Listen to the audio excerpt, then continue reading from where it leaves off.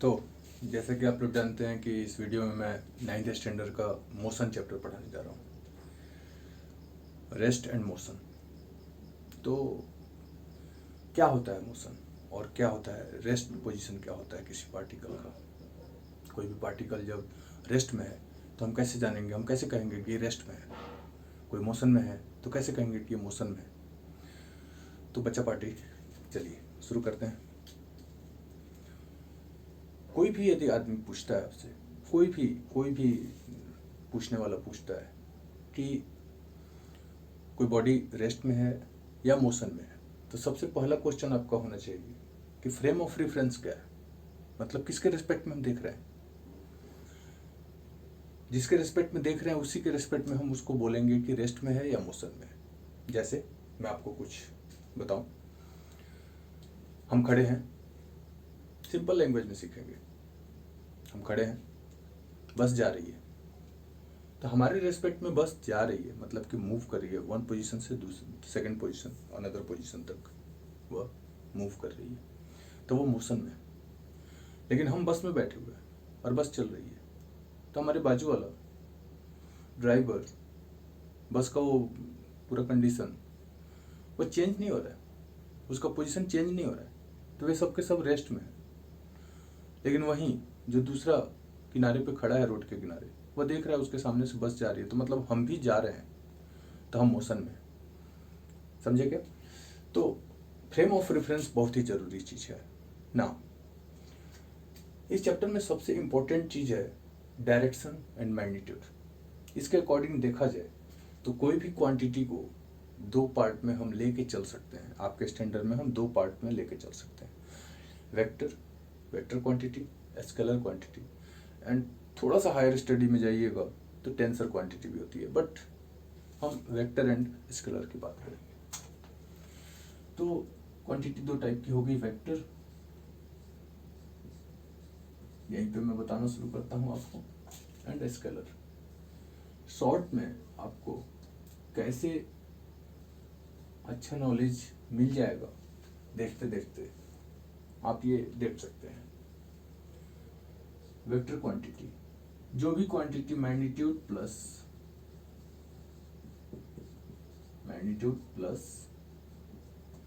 Direction रखे, उसे हम कहेंगे वेक्टर क्वांटिटी।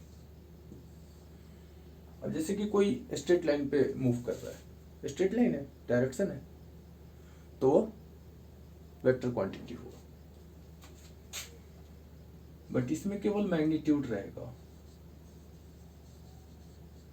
इसमें हम डायरेक्शन की बात नहीं करेंगे। No direction.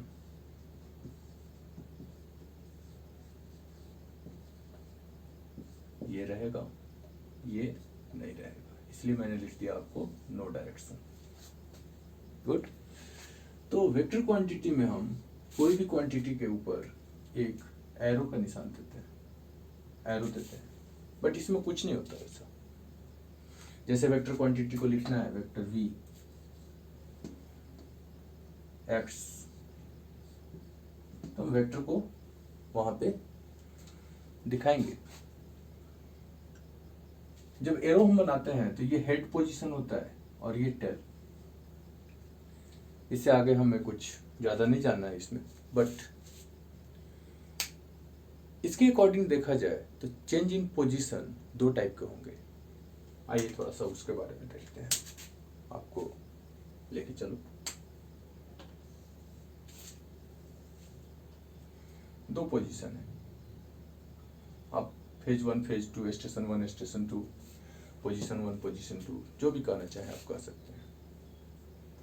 यहाँ जाने का रास्ता कैसे होगा? पहला रास्ता मनमौजी बांसुरी बजाते हुए जा रहा है, जिसे बीन बजाते हुए जाते हैं। और दूसरा रास्ता एक डायरेक्शन में, हेड ऑन पोजीशन, हम जा रहे हैं नाक की सीधी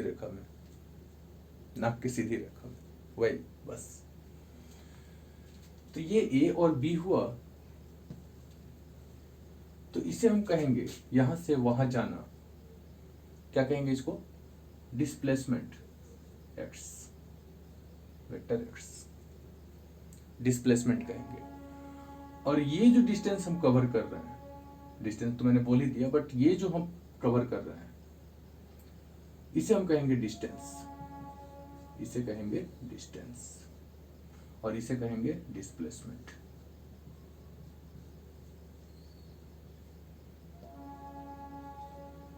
तो डिस्प्लेसमेंट एक वेक्टर क्वांटिटी है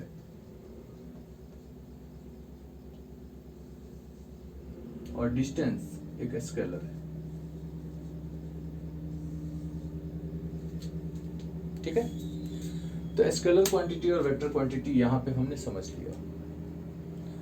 अब जैसे हमें एक जगह से दूसरे जगह जाना है, सीधी रेखा में हम जा रहे हैं, जस्ट सीधी रेखा में हमने देख लिया वो पोजीशन वहां पे है, उधर जा रहे हैं, कहीं मुड़ना नहीं, कुछ नहीं, बस नाक के सीधी रेखा में, वह डिस्प्लेसमेंट हो गया। वहीं हम इधर से गए, उधर गए, दोस्तों से मिले, वहां से आए, फिर दूसरे के घर गए, फिर घूम फिर के वहां पे गए तो, बट ये जो कवर किए हमने पाथ, इस पाथ को हम डिस्टेंस कहेंगे। अब ये सब हटा के मैं आपको लेके चलता हूं डिस्प्लेसमेंट और डिस्टेंस से क्या क्या कैसे कैसे निकलेगा। तो डिस्प्लेसमेंट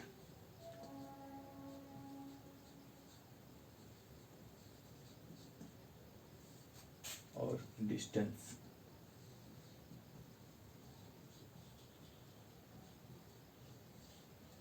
डिस्प्लेसमेंट को हम एक्स से दिखाएंगे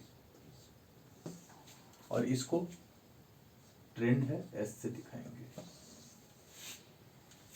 तो डिस्प्लेसमेंट ये डिपेंड करेगा फाइनल एंड इनिशियल पोजीशन पे,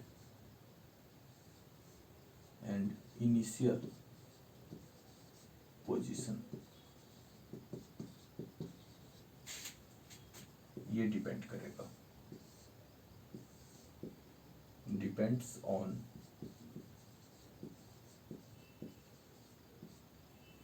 ठीक है, बट ये डिपेंड्स ऑन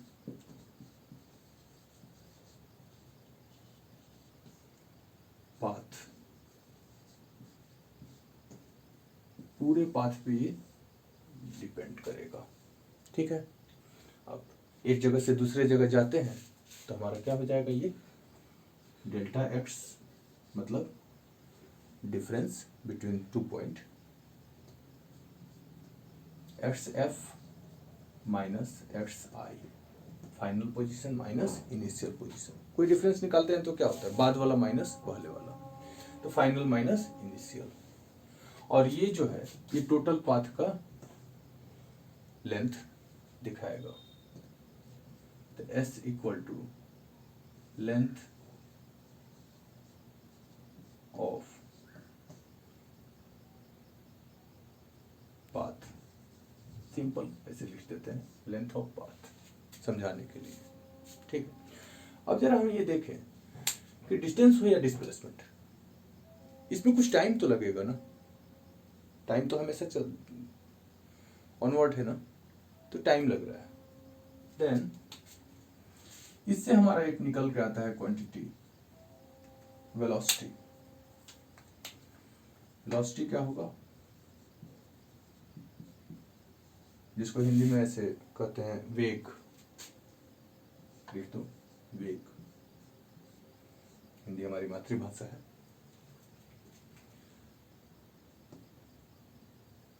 डिस्प्लेसमेंट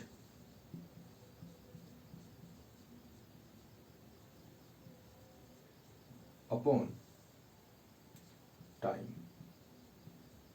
टाइम मतलब चेंज इन टाइम, जितना टाइम हमारा हमने लिया वो टोटल टाइम, तो टोटल टाइम लिखे, टाइम लिखे, डिस्प्लेसमेंट अपॉन टाइम, और ये हो गया हमारा स्पीड, इसको हिंदी में कहते हैं चाल। ये हो गया हमारा डिस्टेंस अपॉन टाइम। ठीक है, तो इसको थोड़ा और अच्छे से देखें। v vector v is equal to delta x by delta t, total displacement upon total time. और s स्पीड को हम दिखाएंगे, d से दिखा देते हैं, s upon t, total distance upon total time, taken time. ठीक है, अब यहां से हमें एक और चीज निकल के आएगा, ये सारे वेक्टर क्वांटिटी और ये स्केलर क्वांटिटी, राइट। यहां से आएगा एक्सेलरेशन,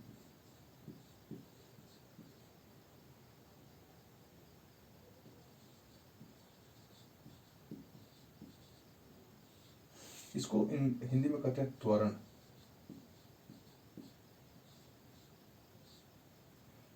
जो कि होता है velocity v upon time, v upon time. और इसे हम दिखाएंगे कैसे, a से, यहां लिख देता हूं a से। ठीक है, स्पीड से भी निकल के आता है एक्सेलरेशन,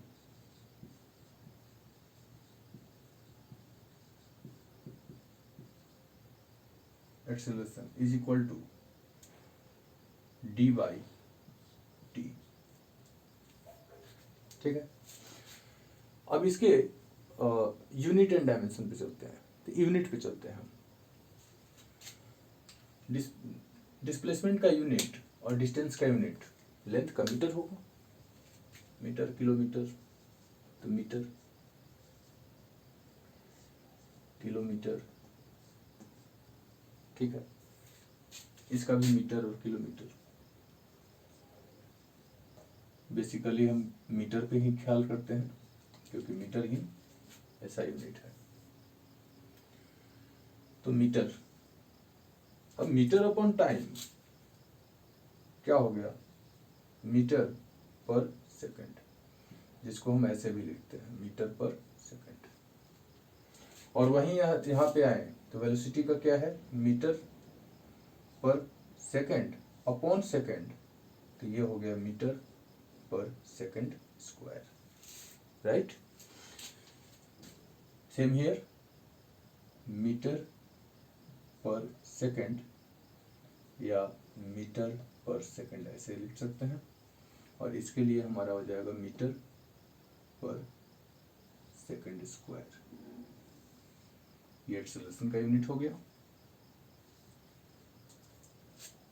तो हम इसको डिफाइन कैसे करेंगे, velocity,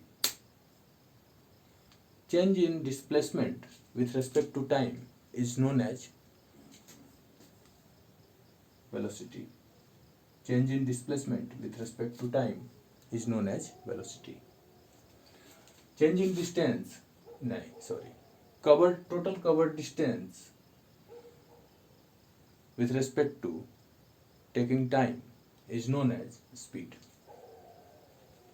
Again, change in velocity, यहाँ पे आपको मैं डेल्टा वी भी दे दूं तो कोई बुरा नहीं होगा, that mean V final minus V initial और डेल्टा टी।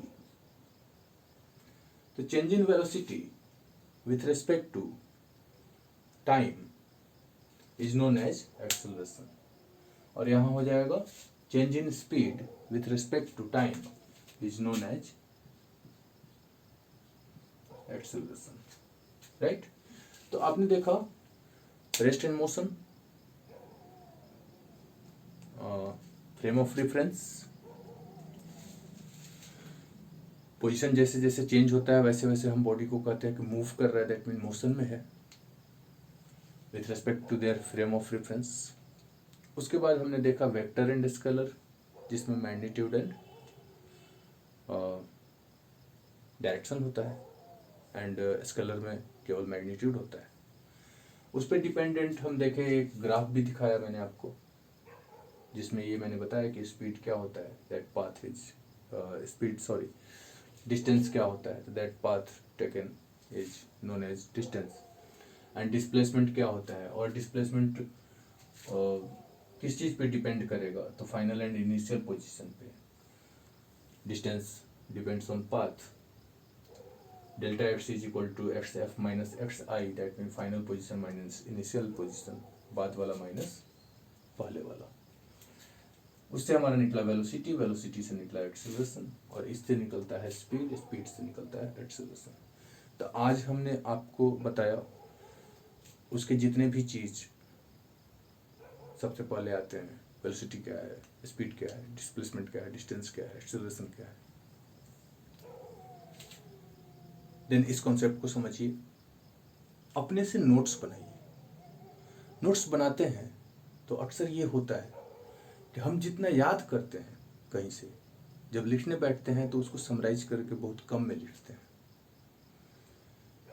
ऐसी आदत डालिए कि हमारे ग्रामेटिकल मिस्टेक ना हो, किस टर्म के बाद क्या लिखना चाहिए, कहाँ पैराग्राफ चेंज करना चाहिए। हर चीज़ को एक्सप्लेन कर रहे हैं तो उसमें यूनिट, उसका डायमेंशन, उसका अदर डिफिनीसन, मैथमेटिकली एक्सप्रेशन, ये सब चीज़ लिखने की कोशिश कीजिए। और फिर मैच कराइए कि हाँ, जो एक्सपर्ट लिखते हैं उनसे आप कहाँ पीछे रह जा रहे हैं। Then be expert in written, it will much beneficial, just it will be much beneficial। तो मेहनत कीजिए, और जितना आप मेहनत करोगे उतना पाओगे। ये आपकी तैयारी है बोर्ड के एग्जाम की। 9th में आप मेहनत करना शुरू करोगे, अपने से पढ़ोगे, अपने से लिखना शुरू करोगे, बस इतना सहारा लेके, तो आपके लिए बहुत ही बेनिफिशियल होगा।